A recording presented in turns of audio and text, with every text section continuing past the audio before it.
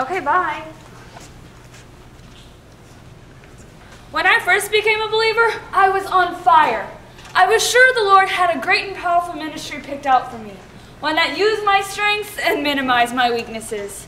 And then came a steady stream of distractions, like this one. Hey Liz, are you coming to the training meeting tonight? No. Why not? Because it's a training meeting about teaching Sunday school. So? So I'm very sure that teaching Sunday school is not what the Lord has in mind for my life ministry. But they need help in the classroom. I know, but if I get involved in teaching Sunday school, then I might miss the call for my life ministry. It's not like it's 40 hours a week. I know, but I have to keep my priorities straight. I have got to keep myself available. All right, suit yourself. I guess if I could characterize my life in one word, I would have to use the word focus. I have decided to focus my life on the one great and powerful ministry the Lord has prepared for me.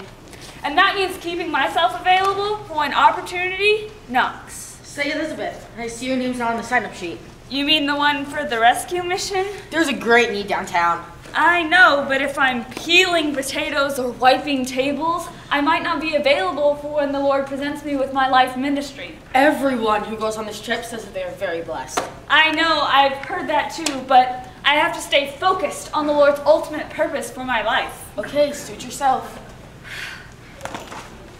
Staying focused is like athletics. The more you exercise a muscle, the stronger it gets. The more I stayed focused on my goal, the easier it got to let lesser opportunities drop by the wayside. Hey Liz, am I going to be seeing you at that mission meeting tonight? No thanks. I don't think short-term foreign missions are where the Lord wants me to spend my resources. Are you sure this isn't about sleeping on bare floors and dealing with the spiders and bugs?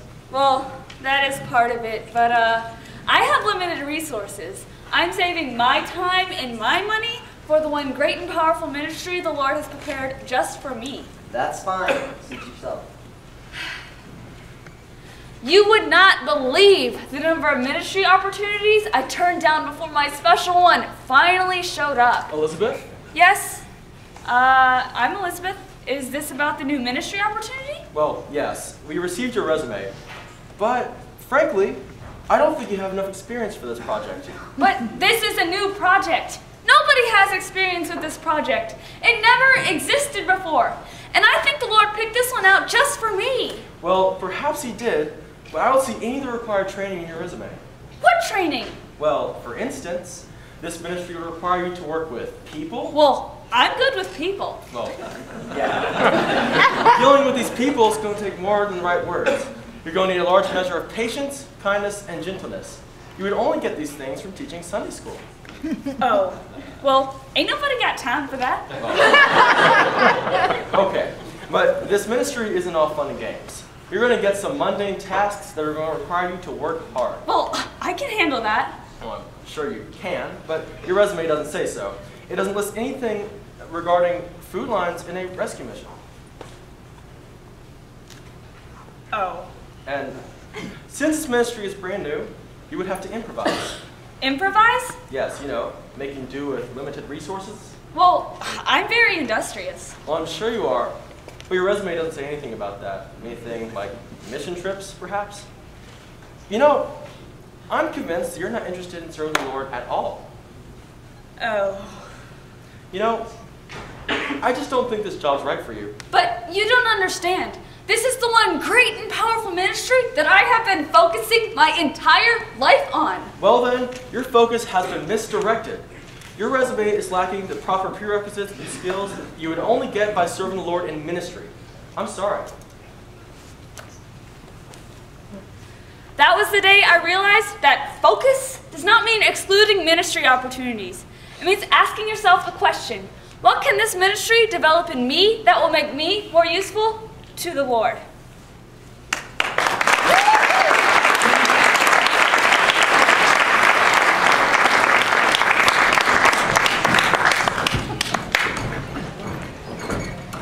All right, so now we are going to do another song, if you all would stand with us.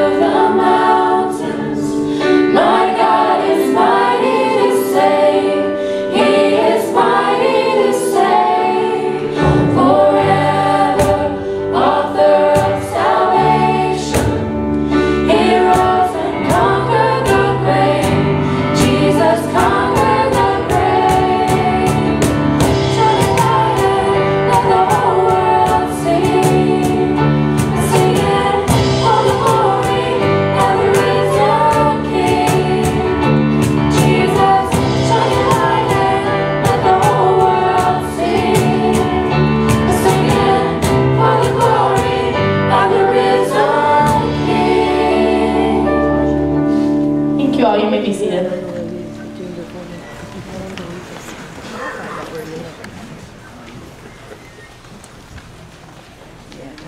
Hi, I'm Morgan. I'm a 10th grader at Chapel Hill, and I have the scripture reading.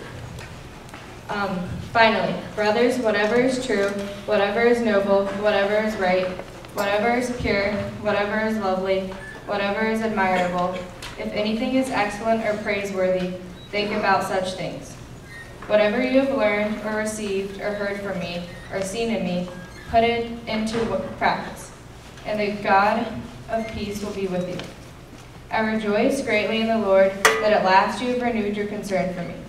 Indeed, you have been concerned, but you had no opportunity to show it. I am not saying this because I am in need, for I have learned to be content whatever the circumstances. I know what is to be in need, and I know what is to have plenty.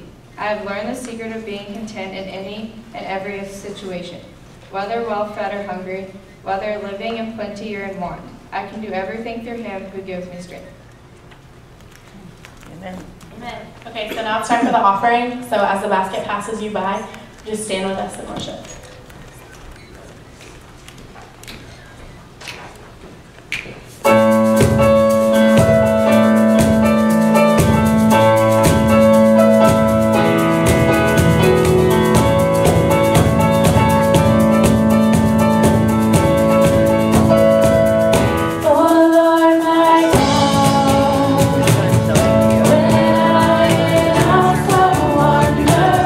Consider all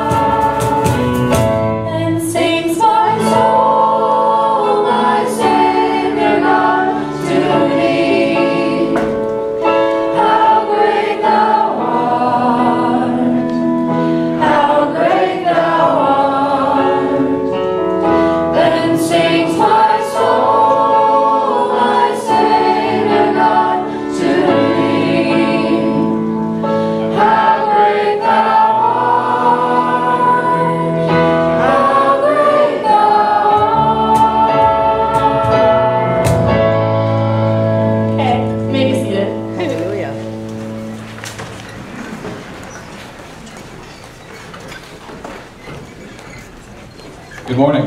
Good morning. My name is Jack Carmichael, and I'll be doing a scripture reading. There's been a change. I will not be reading from the book of Esther, chapter 4, verses 12 to 14. Instead, I will be reading from the book of Exodus, chapter 4, verses 10 through 17. I'll give you a moment to find that.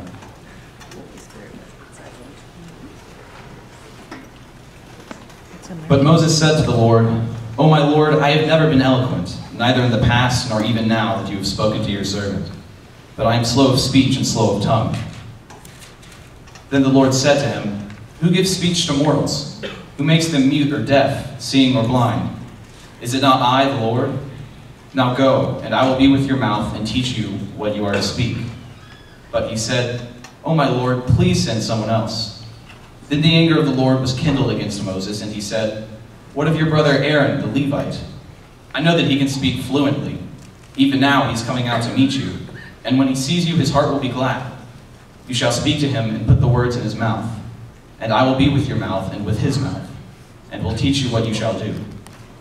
He indeed shall speak for you to the people. He shall serve as a mouth for you, and you shall serve as God for him. Take in your hand this staff, with which you shall perform the sign." This is the word of God for the people of God. Thanks be to God.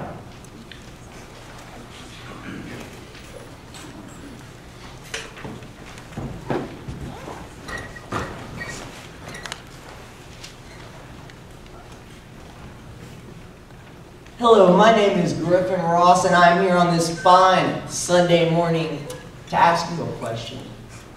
Have any of you ever experienced a failure in your life or a challenge? I mean, that's okay. All people have. I mean, it's just part about being a person to experience failure in your life. I mean, if we didn't have failure, I mean, we'd be missing out on these trait-gaining experiences, these character-building moments that without having, we wouldn't really be ourselves. I mean, I, for one, have had more than my fair share of failures in my life. I mean, and in these moments of failures, when you realize that, when you don't make the cut, or when she says no, I mean, you can get lost in moments like these. These are hard moments. And in these moments, you can think, nothing in the entire world would be any easier than to give up and to go home. And I mean, this choice, it gets even more easy when your friends and your peers around you agree with you and they think, you're done. It's time to go home and it's time to give up. And maybe this failure or this challenge that you keep experiencing in your life, it keeps coming to you. It keeps coming to you year after year, day after day, and cycle after cycle. But maybe there's a reason for this. Maybe there's a reason that God keeps testing you in this area of your life. Maybe this is the area of your life that God needs glory from you. I've been cut before. And I mean, it's a horrible thing to be told you're not good enough for something, to be told that there are people better than you. And quitting was an option. It was a good option. And in that moment, what did I do in that moment? Well, Griff, I'm glad you asked. In that moment of failure, I was asking myself, what can I do to change my plan, to change the way I live my life, to make it so this failure will never happen again? But I was wrong. What I should have been asking myself, and what I think all of us should ask ourselves today, is what's God's plan for me? Amen. Amen.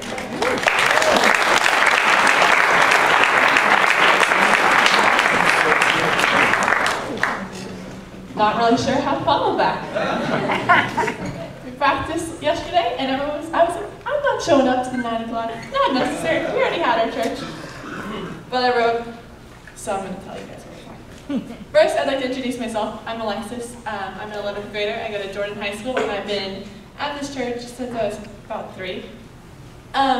First, though, before I really get started, I want to say thank you really quick. Miss Kim and Miss Amy spearheaded this entire thing. I don't know if you guys have ever been put in charge of youth before.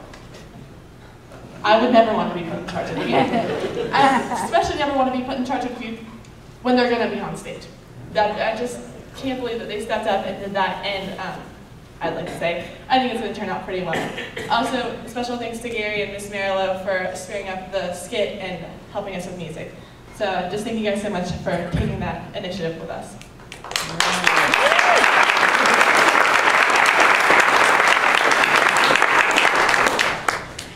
Now our theme for this weekend is that all things are possible for God chose you. So I'd like to start out with choices. Let's talk about them. Like, we've got the big ones, we've got the small ones. For me, there's the daily choice of whether I get up early, make a nice, nutritious breakfast, drink some orange juice, fix my hair, look great throughout the day, or hit the snooze button 3 more times and run around the house like a mad woman as I try to get all my stuff together before I leave in 10 minutes. The latter usually occurs.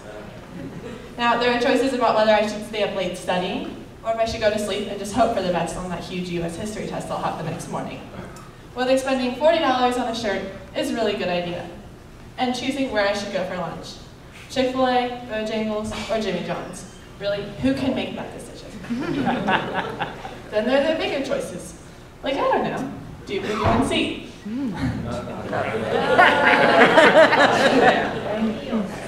Glad you guys respond. I didn't say that at 8, so I wasn't really sure how that would go. And then there are the actually big choices. I've been looking into getting a summer job, seeing where I should work, how long I should work, all the choices that come with that are pretty huge. And then the even biggest one, the biggest one of all, the one that every high schooler is thinking about, college. The choice that'll put you through madness, AP classes, extracurriculars, sports, and trying to be the best out of geniuses in Chapel Hill and Durham.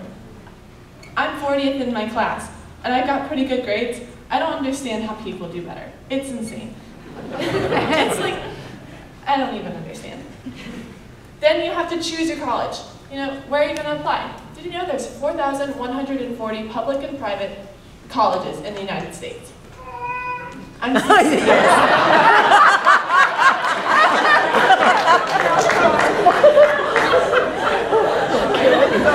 My thoughts exactly. I'm 16. How am I supposed to choose out of those 4,000 schools where I want to be? Should it be public, private, in-state, out-of-state, small, large, urban, rural? I don't even know what I want to do tomorrow. How am I supposed to choose where I'm supposed to go for 4 years? Choices can be very overwhelming, and they surround us every minute of our lives. Personally, I'm glad you came to church with us this morning. The amazing thing about these choices, though, is that God had to make them too. He chose to make light, the earth, water, birds, fish, animals, and eventually man and woman. I'd say those are some pretty major choices. But his best choice of all was to create you. He also chose to give us the tool of the Bible, so I'd like to take a moment to use that resource from him. I'm going to be reading Genesis chapter 6, verses 8 through 15. This is the story of Noah. So, but Noah found favor in the eyes of the Lord. This is the account of Noah. Noah was a righteous man, blameless among the people of his time, and he walked with God. Noah had 3 sons, Shem, Ham, and Japheth. Now the earth was corrupt in God's sight and was full of violence. God saw how corrupt the earth had become, for all the people on earth had corrupted their ways. So God said to Noah, I'm going to put an end to all people, for the earth is filled with violence because of them. I am surely going to destroy them, both them and the earth. So make yourself an ark of cypress wood. Make rooms in it, and coat it with pitch inside and out. This is how you are going to build it. The ark is to be 450 feet long, 5 feet wide, and 45 feet high. All right. So what do you think about our theme again? All things are possible for God chose you. Now, I know what you're thinking. Not all things are possible. I'm on the same page, because if all things really were possible, I'd probably be 100 times less stressed about college because I'd have a full ride to Harvard. Yeah, that'd be fantastic. But we're wrong. See, all things really are possible. Maybe not full ride to Harvard, but if I really worked for it, possibly. So let's take a peek back at Noah like I just read. Noah found favor in the eyes of the Lord. Noah was a righteous man, blameless among the people of his time, and he walked faithfully with God. Noah was the expected man for a call from God. He was righteous, he had his act together, he resisted sin, he made all these great choices. But that's not why Noah did what he did. Oh no, Noah was chosen by God to restart the earth as he purged it of its wickedness. That's not to say that being a devoted follower of Christ and following the laws and teachings and lessons of the Bible is not important. In fact, that's incredible. But Noah was chosen by God to perform this task, which is very important. God chose him for a reason. Noah was a great listener. He was already a man following laws that sometimes seemed a bit odd, and he was just resisting the peer pressures to just fit in, leave all the God stuff to the side. God asked Noah to do something crazy. Let's just take a quick moment and appreciate what God was asking Noah to do. So imagine yourself as Noah. All of a sudden, God goes, "Hey, Noah, yeah, it's me, God. Look, I know you've been doing okay at following my commandments. That's great. But the rest of the world is really wicked. Not wicked awesome, but wicked awful. So I need you to build me this huge boat." Time out. I don't know about you, but if I heard God talking to me, I'd think, do I have a fever? I should lay down. But Noah didn't respond like that. He kept listening. So God continued to speak. "So I need you to build me this boat. Let's call it an ark. It's really important, so do it. And then I'm going to flood the earth, and you and your family and some animals are going to be the only survivors. Good luck." What? But Noah's response was obedience, even when faced with mockery from his peers for letting a huge ship in the middle of a drought. And he had confusion in his heart. Noah definitely wasn't a ship builder, and God did not expect him to be. God laid out very specific plans for Noah. The ark would be 300 cubits long, 50 cubits high, 30 cubits wide. It would be made of cypress wood, and he would coat it inside and out with pitch. God gave Noah literally everything he would need to complete the task God had assigned him, and Noah was set. He didn't have to be a shipbuilding mastermind to follow God's will. He simply had to follow some instructions. Now, let's flash forward a little bit and look into Exodus 4:10-17, which Jack read for us earlier. Just before this, Moses had been charged with a major task. He was to go to the Pharaoh and demand that the Pharaoh free the Israelites. That, my friends, takes some serious bravery. Bravery that Moses didn't think he had. To put it quite frankly, Moses was scared, even terrified, to fulfill God's plan for him. Exodus 4:10 reads that Moses said to the Lord, "Pardon your servant, Lord. I have never been eloquent, neither in the past nor since you have spoken to your servant. I am slow of speech and tongue." That, my friends, is an excuse. Moses made an excuse to God's face. His stutter stole his confidence in both himself and in God. However, God refuted that belief almost instantaneously by reminding Moses that God, the very creator of the universe, the person who is right next to him in the form of a burning bush, had made Moses exactly how he was supposed to be, flaws and all. But God still needs Moses where he is, and gives him tool after tool to convince the Pharaoh to free the Israelites. God promised to turn Moses' staff into a snake. God promised to turn Moses' hand leprous and then heal it. God promised to turn the water from the Nile into blood. But even with all of these reassurances, Moses was scared and was convinced that God had the wrong guy. So God even allowed Moses' brother Aaron the Levite to speak for him, and promised Moses that God would be there for him the entire time to guide him.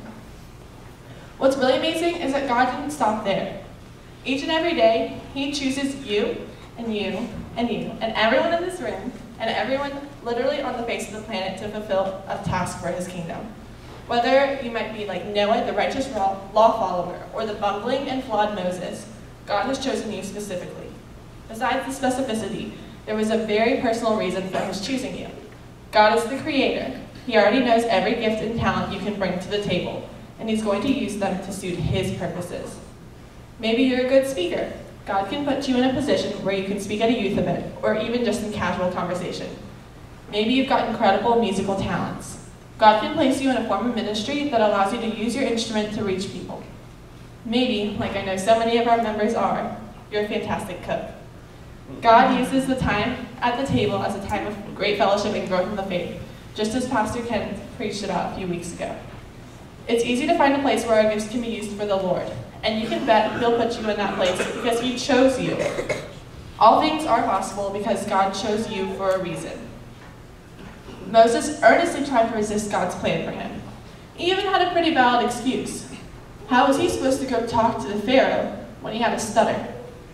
Maybe you're thinking something along the same lines. I could never make an impact in our church because I'm too young or too old. I could never help out at a women and children's shelter because I'm a man. I'm just not in a secure enough place economically to give as much money as the rest of our congregation, so my contribution isn't really worth anything. My past is just too dark. No one will respect my work because of where I've been and what I've done. I have some pretty incredible news for you guys this morning. All of those things are lies. The Bible, our foundation of Christian truth, refutes each and every one of those lies completely. In 1 Timothy 4:12, it says, "Don't let anyone look down on you because you are young, but set an example for the believers in speech, in conduct, in love, in faith, and in purity." Mary Magdalene, a woman, tells the disciples of Jesus' resurrection in Mark 16, spreading the good news for the first time. Although the older woman in Mark 12:44 gave little in quantity at the temple, she gave money from her heart, and Jesus recognized that as all the more valuable. Zacchaeus was a corrupt and wealthy tax collector who Jesus called out of the crowd, down from the tree, and had him ask Zacchaeus to let him stay in his house, despite his corrupt past and his life full of lies. Now, God uses everything we have to give him, no matter where we are, and he gives us the tools we need to overcome these obstacles we think we have. All things are possible because God gives us the help we need. This help surrounds us today. In the majority of our pockets or purses, there's a smartphone with a Bible app, full of instruction and guidance on almost every topic we could be struggling with. We have mentors in our Sunday school teachers and our wonderful pastoral staff. We have peers that can keep us accountable in our walks with God. And most importantly, we have a direct connection to the big guy upstairs himself through the Holy Spirit. All of these tools are given to us purposefully, so that we'll use them. In using these resources, we can begin to unlock the knowledge and confidence that we need to work in God's plan. Sometimes, though, God's plan can seem a little confusing. For a second, I want to look into a man's life who truly demonstrates the confusion God's plan can bring, but also the joy that can be put into it. Nick Vujik is a man who was born with no medical reason, with no arms or legs. That right there would be enough to put me under. How would I do anything, much less work for the kingdom? I couldn't write, I couldn't walk, I wouldn't be able to brush my hair, feed myself, and certainly living in today's world, especially as a teenager, would be impossible. I wouldn't have any friends, I thought, as I watched the video for the first time. I'd just be the freak who was born without any limbs. Nick Vujik, however, took on an entirely different approach. While I'm sure he had rough patches as he grew up, he grew out of them. He is now a motivational speaker to teenagers and lives a life full of passion for Christ. He tours schools and other events speaking to teenagers about how difficult life can be, but how incredible it can also be if you simply work through it. Girls suffering with body image issues find comfort in his words. Boys struggling to fit in see him as a role model. With God by his side, Nick Vujik is not only able to live as normal of a life as is possible, he's married and healthy and happy, but he is also able to reach millions of people through motivational work in ministry. To go one step further, Nick has confidence enough in himself, despite his physical disabilities, to joke around with people and pull practical jokes, taking the discomfort of the world and use it to advantage. That's what I call a miraculous success story. Now, the stories of Noah and Moses are also success stories, and they're two of the most known stories in the Old Testament due to their heroism and miracles. Children are taught these stories from the very beginning of their lives in the Bible, but drawing a link between the two is not always accomplished. But the link is clear. God chose Noah, and God chose Moses. They both performed a difficult, faith-filled task, and they're both successful. Noah built the ark, survived the flood, and repopulated the earth. Moses freed the Israelites from slavery under the Pharaoh. Nick Vujik overcame immense physical challenges to touch a broken world with his words, all because God chose them of leaders and doers of his will. With God, you can succeed in the task before you. I guess what this all boils down to is that we're people God has chosen. He has a call for each of us, and whether or not you realize what that calling is does not matter. God chose you for a reason, and he will give you the help you need, and with him, we can free nations from slavery. We can save the world, and we can uplift the spirits of those around us. All things are possible, for God chose you. Thank you.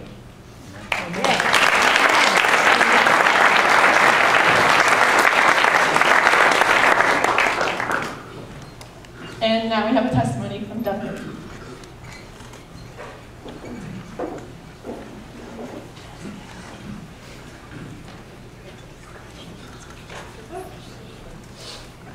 Jay Duncan.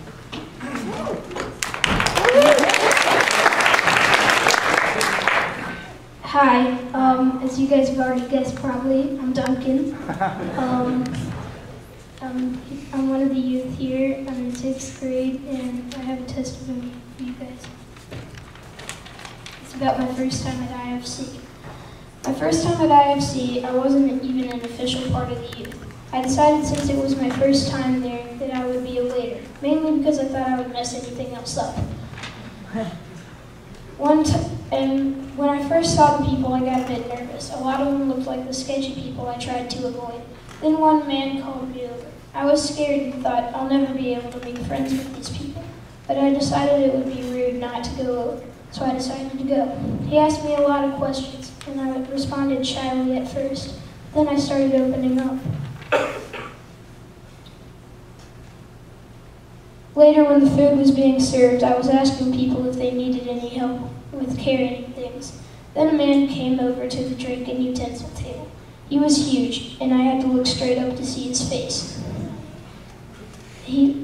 Naturally, I did the normal thing and asked him if he needed help.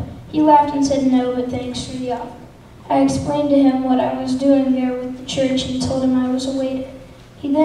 He said, if you're a waiter, then go ahead and help. As we were walking, he told me his name was Gunzo. His real name was Sylvester, but, you know, Gunzo just sounded a lot cooler.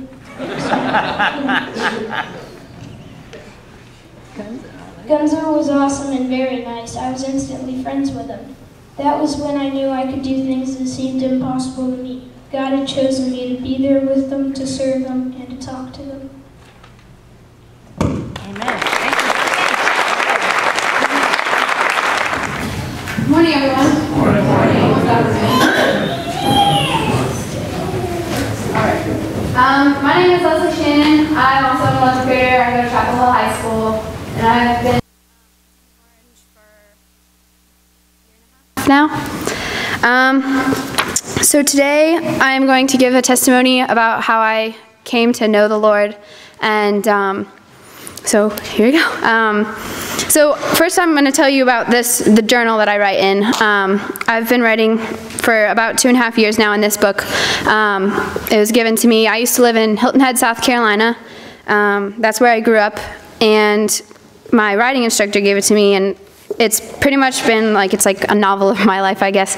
But so I'm going to start with going from the beginning. In elementary school, I attended First Presbyterian Church in Hilton Head, and I always went to Sunday school and did that kind of thing, but I never really learned, like I felt like I learned a lot about the Bible and stuff like that, but I never could say I knew the Lord like a friend. But we didn't attend the service as much, or at least I didn't because I was always in Sunday school, but I never really remember any particular service or anything that really meant anything to me specifically. So once my grandmother got sick, I started attending youth group a lot more, 6th grade, 7th grade, and 8th grade. And my youth pastor, Sam Martin, who actually, funny enough, went to Duke with our pastor, Ken. So yeah, if that's not the Lord, I don't know what is. I happened to pick both churches that both my youth, yeah, okay. So he involved me with a mission trip to Nicaragua in the spring of my 8th grade year. My grandmother had just passed away, and I felt really called to go and do missions there. And so we did a lot of work. I've since gone 4 times. I just got back from my 4th trip there. And every time I go there, I always see the Lord. He's present all the time. I can't say that I have not seen him. I see him all the time in many things. But with the people there, the work I do, it's very inspirational, and it always gets me through the last couple weeks of school. So it's almost like I'm addicted to Nicaragua. I love to go back there every year. So after I went for the first time, we moved right away. We moved straight up to North Carolina, Chapel Hill, and I was exposed to Young Life, which I don't know if a lot of you guys know about it, but a lot of the youth here at Orange attend it, and it's like a leadership program kind of that's based around Christianity, and that really changed my life in the sense that it exposed me to a bunch of camps that like shared the message of the Lord in a totally different way than I had experienced anywhere else. And so I went to summer camp with Young Life, and that was called Saranac. It was up in New York State. And one of the messages, one of the talks that you get, the speaker said something that really resonated with me, and it was, turn your religion into a relationship. Make it more than just, going to church and sitting in a pew and just, staring at the preacher as he talks to you, and you just are like a wall. Be a sponge. Be a sponge. And so I was, thinking about that a lot, and I actually went home and I wrote in my journal every single day for the entire summer, and was really passionate. I was in our skit today, she said, you're on fire. You literally are emitting this heat from the Lord. And so that really changed me. And then I soon after joined Orange, and again I was still burning up, so I kept going to youth, and I was loved it, came all the time. And so starting 10th grade, we went to Choir of the Fire, which a lot of the youth here at Orange have attended it. You can ask any of us. It's a really great experience. But again, the speaker, he just keep getting me, the Lord keeps hitting me up with these sayings. And he said, choice is love. And, I thought, well, we have this religion where, a lot of times your parents make you come and sit, and, you feel like you need to do it every week, come see your friends and stuff. But I felt that the choice to come here should be the relationship with the Lord, to come to church and to, have your quiet time or whatever it is that you do to really connect. So throughout these different experiences with, church and different summer camps and, weekend activities, I've really had certain things that have really changed me. And I think the number one thing that made me find the Lord was the religion into a relationship saying. And since then, I've tried to spread my relationship with God to others and share the message of how I came to know Christ. Even though I grew up in the church and I knew the Lord, I wasn't friends with Him. And so I think if I take anything away from today, just say that you choose the Lord and try to figure out what it is that makes you want to choose Him, because He's already chosen you. But it's up to you to make that switch from religion to relationship. So also, one last thing, I just want to say this, saying that since I've formed this relationship, I've tried to live by this saying, which is preach the gospel at all times, and when necessary, use words. So, thank you very much.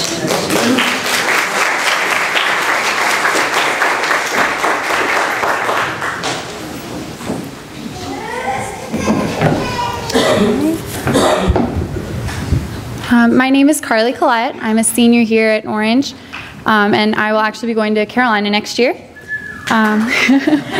Yes. So those of you who know me know that I am a diehard Carolina fan.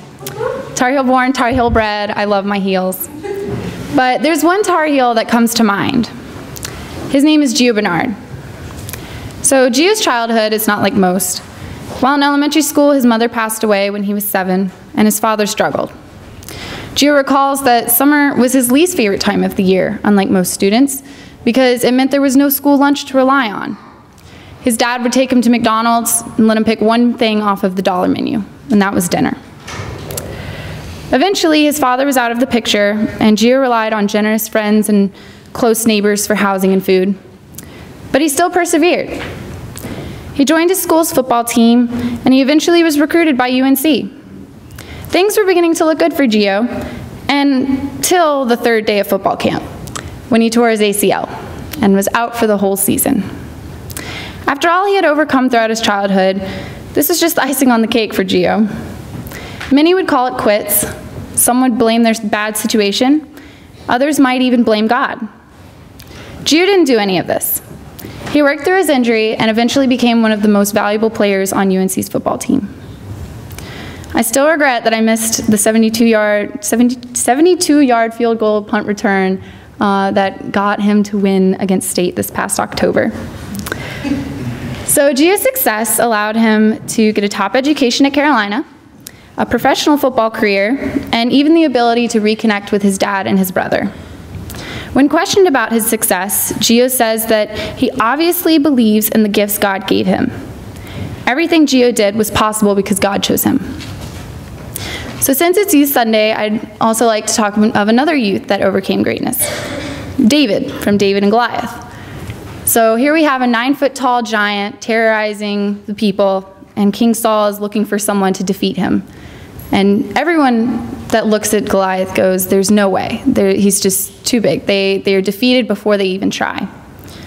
And David comes up and says, I trust in God, and I give my life to God, so I can do it. So with no one else to turn to, David was the one chosen. And they give him some armor, and being just a boy, it didn't fit, and it was pointless wearing it. So he chucks off the armor and picks up a couple stones and a slingshot and says, I'm ready. I've got God, I'm good. And as we all know, David wins, and Goliath is defeated. But it was only because David had God. Gio and David's story is without a doubt inspirational, but I'd like to share one personal experience. I, like many of the Orange youth, have grown up going to Sunday school. In my memory, I can't recall a time that I didn't know about God. But over the years growing up, I became busier and busier. First it was school, then sports, then scouts, then work, and it never stopped. Last year was my junior year of high school, and I wanted to do whatever I could to make sure I got into a good college. So I filled my plate with APs, with extracurriculars, with more work, and it took a lot of time. I spent all my free time studying, and unfortunately I let it cut into my time with God. I stopped coming to the morning service, I rarely came to youth, and I just was trying to do whatever I could to stay afloat. Towards the end of the year, I began trying to plan what I was going to do over the summer. That's when I heard of the opportunity to work at Camp Chestnut Ridge from someone here at church. Being a scout, I love the outdoors, and so I thought this job is perfect. I get to work with kids, I get to, enjoy the outdoors. And the best part is that it was a Methodist camp. So I submitted my application, I was really hopeful, and the camp director called me back and said, well, everyone loves working here at camp, so I don't think there's going to be an open position. And he asked me if I even wanted to bother with an interview. And I said I did. I was definitely interested in the job. So he did my interview, and 2 weeks later, I had the job. So last summer, I got to spend my time worshiping each morning, leading Bible lessons for the kids, and working with an amazing staff of Christians. My experience has brought me back to Orange Youth and morning worship even stronger than before. And I have loved spending this past year growing closer to God with my friends here at Orange. I now realize that last year when I was trying to do everything right to get into college, I was doing everything wrong. I should have been like Gio and David and trusted in the gifts God gave me, because when God chose me, all things became possible.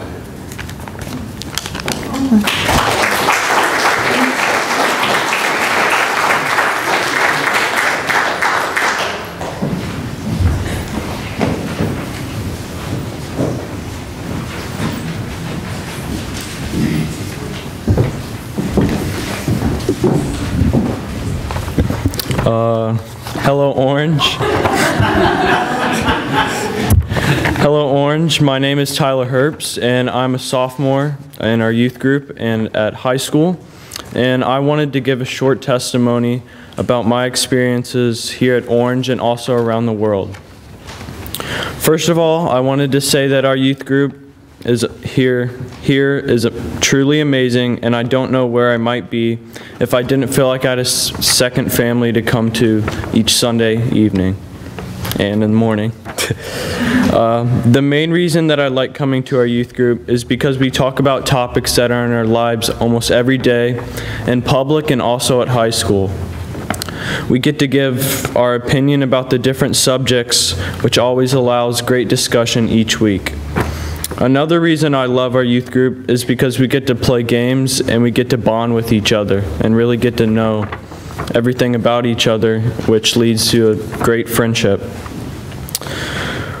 I remember the first mission trip I went on, and it was to Tennessee when I was in 6th grade. I had just got into middle school, That trip was amazing, and we got to repair houses for people that didn't have the money to do it themselves.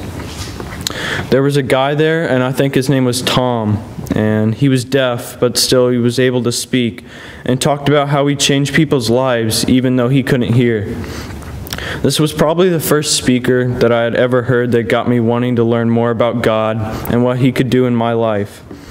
That night, I remember our group went outside, and our old youth pastor, Jennings, who was amazing, decided that we were all going to wash each other's feet. It was definitely crazy, but we did it, and afterwards it seemed like God was there, even though it was such a little activity that made no sense at the time. After the trip was over, I continued to come to our youth group, and we went on more mission trips, but it seemed as if God wasn't truly there after the first one. But that changed during the summer of 9th grade, and I went out of country all the way to Jamaica with our group, and it was a really cool experience. We rode a plane over and got there around midnight, and we could see how poor the country was just by stepping out of the airport to go to the church that we were going to spend the next week at. It definitely wasn't the Jamaica I had seen on the front of magazines. But anyways, we got to the church after a 45-minute drive, and it was an outdoor type church with the roof and doors, but the windows were open since it was so hot out. All I know is that as soon as we stepped off the bus, the mosquitoes welcomed us to Jamaica.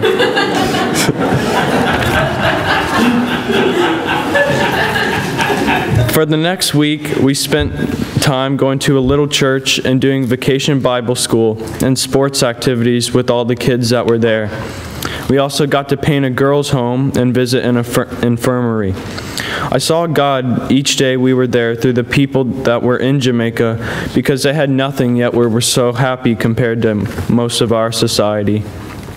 I learned to be happy with everything we have in the U.S. and not to be mad when the AC is at 72 in the summer instead of 65. It has been a year now, and I still chat with some of the guys that I met in Jamaica.